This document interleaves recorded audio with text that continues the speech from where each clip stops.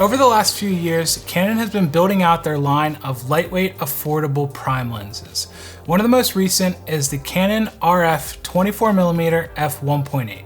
Now this lens sparked my interest, firstly because 24mm is one of my favorite focal ranges to shoot at. It is small and lightweight, it is image stabilized, and it is affordable. Right now, at the time of shooting, this lens is $399. Now I don't have the lens in my hand right now because I'm using it to shoot this video. I have the lens set to f1.8, and this should give you a pretty good understanding of what the lens would look like if you want to use it to shoot interviews or A-roll. Now in this video, we're going to be talking about image quality, what it's like to shoot with, how the image stabilization works, and just my overall thoughts on the lens. Let's start off with image quality. This lens is surprisingly good. Now I've shot with many 24mm primes, some costing north of $4,000, and to get both photos and video as clean and sharp as you get with this lens in such a small package is really impressive. Shooting at f1.8, you get great separation. The way the focus gently falls off from the focal plane is very pleasing. The bokeh is well defined without being overly distracting, and the overall sharpness of this lens from center to corner is very good. Some of the best I've seen in a sub $500 lens.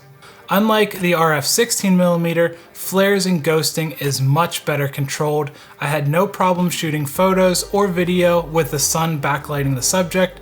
I wouldn't say it is on par with Canon L series, but a big improvement over some of their cheaper lenses.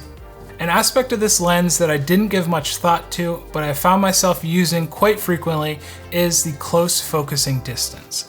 Canon does classify this as a macro lens, and while it is not a 1:1 true macro lens, its 1:2 reproduction ratio was more than enough to get some unique shots like this one of a fly sitting on a leaf.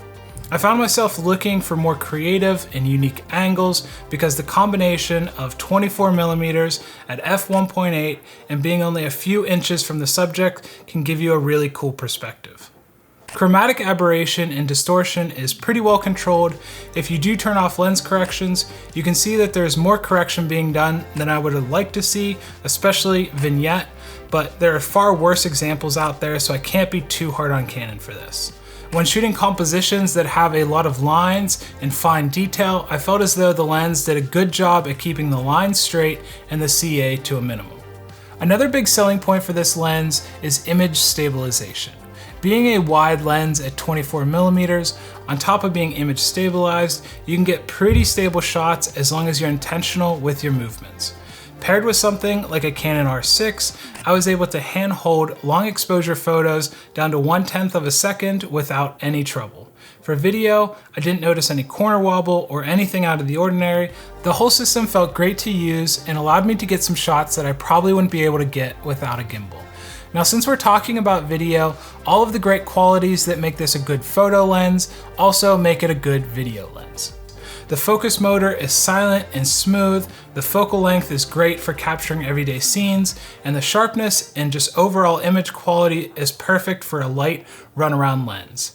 If you need just one lens to carry around with you and capture life as it happens, I could see this being a great choice, but this also makes for a bit of a problem because most people already have a 24mm camera in their pocket, their phone. Phones like the iPhone 14 Pro have a fantastic main camera, which is, you guessed it, 24mm. So I did a bit of an experiment and I took a couple photos with both the iPhone as well as the Canon RF 24mm, and well, this is just one of those things that you have to make a decision for yourself. I, for one, prefer the look of the Canon R6 and RF 24mm, but it is a lot more of a hassle to bring around with you. People tend to get more stressed out when you have a big mirrorless camera in their face versus a phone. But if you want to make your photos stand out, the RF 24mm has a unique look to it and something that is definitely a step above something like an iPhone. At the end of the day, the RF 24mm is a lens that is fairly affordable, has great image quality, is image stabilized, has macro capabilities, is small, lightweight, easy to live with. I think Canon has really struck a good balance between size, weight, image quality and price. If you've been waiting to pick up a RF 24mm lens, you would definitely not be disappointed. As always, thank you so much for watching, and I'll see you in another one.